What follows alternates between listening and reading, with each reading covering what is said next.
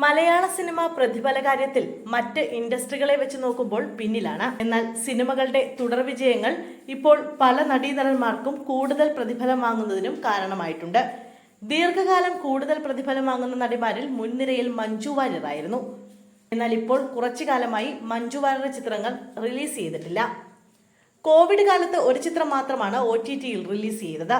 എന്നാൽ വമ്പൻ ചിത്രങ്ങളാണ് മഞ്ജു വാര്യരുടേതായി അണിയറയിൽ ഒരുങ്ങുന്നത്.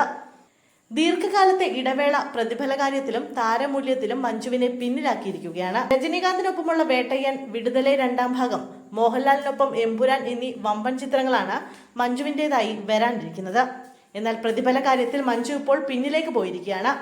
മലയാളത്തിന് ഏറ്റവും കൂടുതൽ പ്രതിഫലം വാങ്ങുന്ന ലേഡി സൂപ്പർ സ്റ്റാർ നയൻതാരയാണ്. മഞ്ജുവിനെ പോലെ തന്നെ നയൻതാരയും മലയാളത്തിൽ അഭിനയിച്ചിട്ട് വർഷങ്ങളായി. അൽഫോൺസ് പുത്രന്റെ ഗോൾഡിലാണ് നയൻതാര മലയാളത്തിൽ അവസാനമായി അഭിനയിച്ചത്. 2 മുതൽ 5 കോടി വരെയാണ് നയൻതാര മലയാള ചിത്രം ചെയ്യാനായി പ്രതിഫലമായി വാങ്ങുന്നത്. തമിഴ് ചിത്രം ചെയ്യാൻ 10 കോടി വരെയാണ് നയൻതാര വാങ്ങാറുള്ളത്. അതേസമയം മഞ്ജു വാര്യർ 2ാം സ്ഥാനത്തില്ല എന്നതാണ് അത്ഭുതപ്പെടുത്തുന്ന കാര്യം. കീർത്തി സുരേഷാണ് 2ാം സ്ഥാനത്തുള്ളത്. നിലവിൽ തമിഴ്, തെലുങ്ക് ചിത്രങ്ങളുടെ തിരക്കിലാണ് കീർത്തി. ടൊവിനോയ്ക്കൊപ്പമുള്ള വാശിയാണ് അവസാന മലയാള ചിത്രം. 1 കോടി മുതൽ 3 കോടി വരെ ഒരു സിനിമയ്ക്കായി കീർത്തി സുരേഷ് വാങ്ങുന്നുണ്ട്. 3ാം സ്ഥാനത്ത് നസ്രിയ നസീമാണുള്ളത്. മലയാള ചിത്രത്തിൽ ദീർഘകാലമായി നസ്രിയയും അഭിനയിച്ചിട്ടില്ല. ഭഗതിനൊപ്പമുള്ള ട്രാൻസ് ആണ് അവസാന മലയാള ചിത്രം. 1 കോടി മുതൽ 2 കോടി വരെ നടി പ്രതിഫലമായി വാങ്ങുന്നുണ്ട്. 4ാം സ്ഥാനത്തുള്ള അനുപമ പരമേശ്വരൻ 50 ലക്ഷം മുതൽ 2 കോടി രൂപ വരെയാണ് പ്രതിഫലമായി വാങ്ങുന്നത്. നിലവിൽ തമിഴ്, തെലുങ്ക് ചിത്രങ്ങളിലാണ് നടി സജീവമായി ഉള്ളത്. 5ാം സ്ഥാനത്താണ് മലയാളത്തിന്റെ lady super star Manju Warrier ഉള്ളത്. 50 ലക്ഷം മുതൽ 1.25 കോടി വരെയാണ് മഞ്ജു പ്രതിഫലമായി വാങ്ങുന്നത്.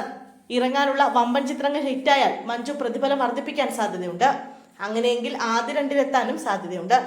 നിത്യ മേനോൻ 50 ലക്ഷം മുതൽ 1 കോടി വരെയും, അമല പോൾ 40 ലക്ഷം മുതൽ 1 കോടി വരെയും, പ്രിയാമണി 40 ലക്ഷം മുതൽ 1 കോടി വരെയും, കല്യാണി പ്രിയദർശൻ 35 ലക്ഷം മുതൽ 1 കോടി വരെയും, പാർവതി തിരുവോത്ത് 35 ലക്ഷം മുതൽ 1 കോടി വരെയുമാണ് പ്രതിഫലം വാങ്ങുന്നത്.